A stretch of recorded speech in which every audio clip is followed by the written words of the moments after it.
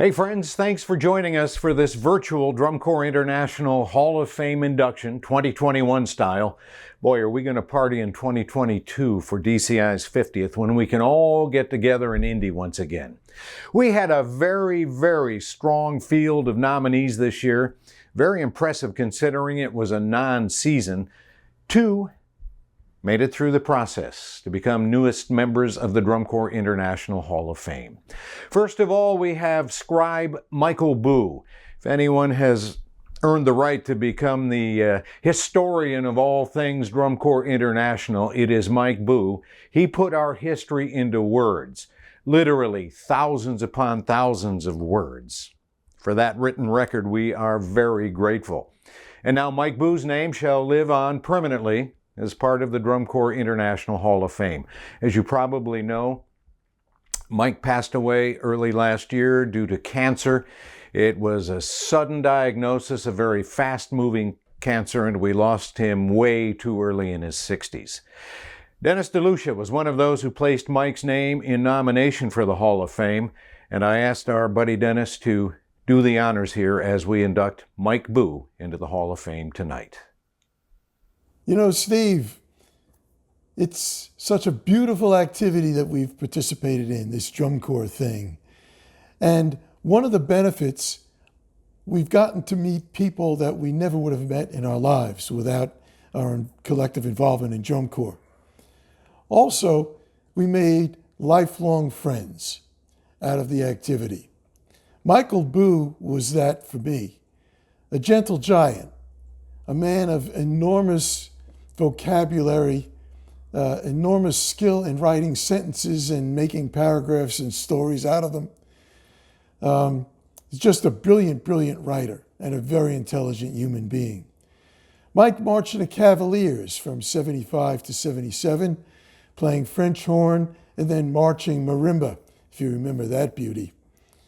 In 1989, he became the DCI staff writer and became a writer for DCI.org literally from day one. I just thought it was time for Mike to be involved and inducted into the DCI Hall of Fame so he could be alongside of other journalists, people like Steve Vickers and Steve Rondinero and Tom Blair and Brant Crocker. Mike was a composer of concert band literature and percussion literature. He wrote and covered WGI and Bands of America, wrote a book on figure skating of all things. He would sit at the top of that god-awful hill in Allentown every year and take copious notes on each corps that would pass through. Pass those notes on to Tom and Steve and me to use on the August broadcast. He had a passion and a compassion and a great deep caring for his family, especially his brother Barry. He had a gift of gab and a penchant for trivia and obscure stats. He made sure before he passed away that his digital files were passed on to Chris Weber so that they would always be in the hands of DCI people.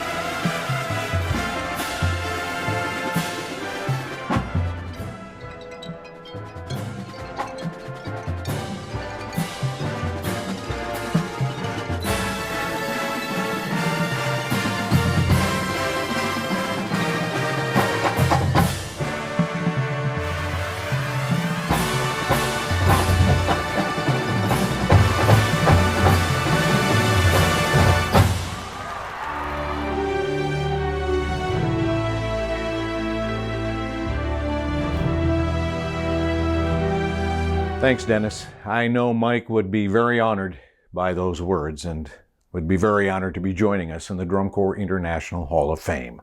Welcome, Mike Boo. Our second entrant, holy cow, what a track record. Jay Murphy started in 1981 working with the Blue Devils of Concord, California's rifle line. In 1986, he became their visual designer, a title he still holds today. That's right, do the math. More than 40 years molding the visual identity of one of our most iconic and successful drum and bugle corps. Jay Murphy's already a member of the WGI Hall of Fame. We're proud now to welcome Jay into the Drum Corps International Hall of Fame. Jay? All right, who wants to go first? I guess I'll go first, right? Hi, everybody. Thank you to the DCI Hall of Fame for welcoming me into your ranks. And because I think that any success that I have had and any recognition is due to collaboration, I've asked two of my dear friends and major collaborators to join me That one. in a conversation. I think that might be more interesting and more fun than just a monologue by me. So, welcome to my trip down memory lane with Dave Gibbs and Scott Chandler. Well, if we're going to start, then, How did it all begin? well, Beverly. It all began Beverly, in Mass. is that where you were born, in Beverly? born in Beverly. Wow. Yeah. Did you live there your whole life? Until I went to graduate school in Milwaukee. Did you grow up with drum corps?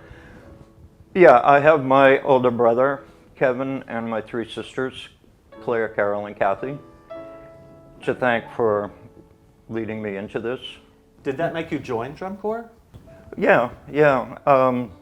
Because my sisters were all in drum corps, and my parents, of course, became managers, and they never questioned when I decided to spend my time throwing my brother's hockey sticks and baseball bats in the air as high as they could go.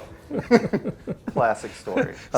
Jay, put down the hockey stick. No, my brother never once complained that that's what became of his hockey sticks. So which corps did you join? What's your first corps you joined? St. Mary's Crusaders. And I never asked you this. What, you joined in the rifle section? Yeah, in the color guard, in the flag line, and then I became color guard captain. The junior corps was all boys, Oh. and you learn how to march in the color guard. Oh. And then after you learn how to march, you had to go into the horn line of the drum line. So did you? I did, and I was the worst soprano player St. Mary's of Beverly ever had. You actually played a bugle, huh? Yeah, I never not knew well. that. So yeah. So then what'd you do after St. Mary's? Then I went to college and went to graduate school, and for that period of time, not involved in drum corps directly. Two of my best friends who were teaching Boston's color guard at the time, and one of them couldn't make rehearsal one night. I think it was Bob, and Stuart asked me if I would come and clap for the rifle line. I had such a good time with Ginny and Michelle, Debbie Doucette, Susan, Mary, and Jane. And we had such a good time, they said, come back tomorrow night. Clap again. And so once I got there and stayed, I met Tony Smith, he was the drill writer for Boston. And Tony has become a dear friend, a mentor, a cheerleader, a constant supporter, and a constant collaborator through all those years and many years at the Blue Devils. And Tony's influenced you design-wise, the way you think about composition. Extremely. Yeah. With his background in design, it was a gift to have met Tony and worked with Tony for so long. And at that place, some of absolutely my fondest memories are with the Boston Crusaders. And to have been even a small part of the iconic history of that organization is something I cherish and always will. It's legendary. When the Blue Devils were interested in adding more people and were looking for a rifle instructor, Mike had mentioned it to Tony, and Tony recommended me, and I came out here for an interview with Jerry C. Wright and Dave Gibbs and Mike Moxley and Shirley Stratton and Wayne Downey. George Kelly. And I had to go to rehearsal at Mount Diablo High School and teach the color guard while everybody watched. You had to audition. I auditioned to teach the Blue Devils. And it took about 2 seconds for me to say, I'm in. Which was a huge step for you. Well, Yeah. the huge step was the interview with Jerry C. Wright. And Mike must have talked a good game to convince the Blue Devils to take the chance on an unknown from 3,000 miles away in those days. I joined a staff of 12 other people. Yeah. Everybody at the Blue Devils since 1980, with Jerry C. Wright and Mike Moxley, Dave Gibbs, and Sean, Shirley, Stacy, Sherry, Ron, the list goes on and on. Wayne and Scott and Todd and Jamie and Ken, Dave Glide, John Meehan, John Bradford. Thanks for the past, the present, and the future. And I want to know, at the same time, you had the Blue Devils. When did your time with Clovis West start? 1988. Okay. So, yes, and that opens the door to another incredible experience of being at Clovis West High School with Romero Barrera and Danielle Russell and Mike McCool in the beginning of my knowing and working with Dave Glide. Dates back to 1988. And that was such an incredible time. The Clovis West collaboration was a huge influence on you. Like, I think everyone around you knew the things you guys were creating there was impacting the entire activity. It was influential. It was such a great time with such great people, and Romero and Danielle were so exceptional in their thinking. I sat there and learned everything that I could. When Scott came in, you guys didn't really know each other that well. But then through the Raiders, you guys learned how to stage. That actually wasn't realized probably until the 2000s. But through the early years of you guys working together in the Winter Guard, you learned how to stage, and that staging technique didn't really hit the field until probably 8 years later. But you learned how to work together on a staging situation. Yeah. A lot of it was born through all those amazing Raider shows. That was, again, a pretty incredible time and incredible people. So thank you to Tom Anders and Peggy Anders, Ron Nankervis, Roxanne Narachi, Danielle Russell, and Scott Chandler. And the influence of Stanley Knob on all that too. And Stanley was with us at the Raiders through the Blue Devil Winter Guards. And no one can underestimate or say enough about the contributions of Stanley Knob. Thanks, Siobhan, for those early years of Imbue. Thanks, Pete, for all I've learned from you about drill writing, especially the details. Thanks, Pat Seidling and Cheryl Miles, for all that you do. Thanks, Dolores, Ed, Chris, Kathy Ruda, and Kathy Kearns for Blessed Sacrament, and for inviting me in. I find it pretty incredible that the support you got in the letter of all the amazing current designers and past, amazing greats of the visual activity. Unprecedented. Yeah, I think so. Yeah. Really? Yeah. Having the opportunity to read all of those letters was pretty remarkable. Of course, thank you to everybody that participated in the letter writing campaign. led by Dave and Giorgio and Denise and Mike Gaines. And then everything that everybody else had to say, it was humbling and overwhelming and incredibly appreciated. The interesting thing about all that is if you look at your body of work that continues on now, it's just full of game changer after game changer after game changer. Every step of the way has always been a journey with such incredible people. But you were never afraid to innovate yourself. Like when you had an idea, you weren't in a situation to be fearful of trying it. No. And you had a, And thanks for the direction from Dave and Mike and the people who ran those organizations. That we said, we got to do this differently, or let's try this. Thanks to everybody, but most importantly, thanks to you two for leading the Blue Devils to the incredible organization it is, nationally, internationally. You know, your vision and your persistence have been a comfort in a place that we can grow, experiment, and succeed. well, it's been a joy.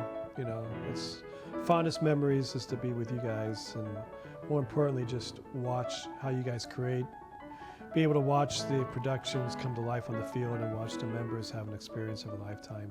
Jay always said that you are the look of the Blue Devils. You know, you paint the field in a way that makes us unique among all other pageantry art forms. So congratulations. Thank you. Congratulations. And thank you for what a ride. Yeah, seriously. And it's still going. Yeah, more to come. Thanks.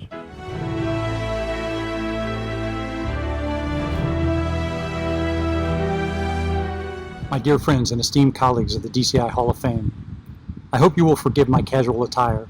It is my way of celebrating my first live drum corps event since 2019 and sharing it with you. I am at the Kelly Reeves Athletic Complex in Round Rock, Texas. Those empty stands will have over 3,000 people cheering on drum corps in just a few hours. To say the least, I am pumped.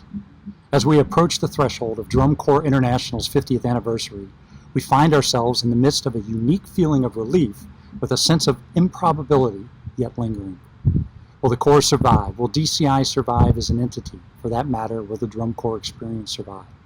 Since March of 2020, these questions have loomed over the deliberations among the Corps, the DCI Board of Directors, and staff as they continue to navigate through all the different emotions and practical decision-making necessary to keep driving forward. While getting to where we are today may appear to be miraculous to some, I can tell you it has been the work of people that once again refused to allow anything to stand in the way of providing the drum corps experience for the young adults that want to be a part. While this instance has been the most unusual, unprecedented, and impossible among the many throughout our history that challenged our resolve, it has also brought to light in the most powerful way how incredibly important our endeavor is to the entire marching music ecosystem.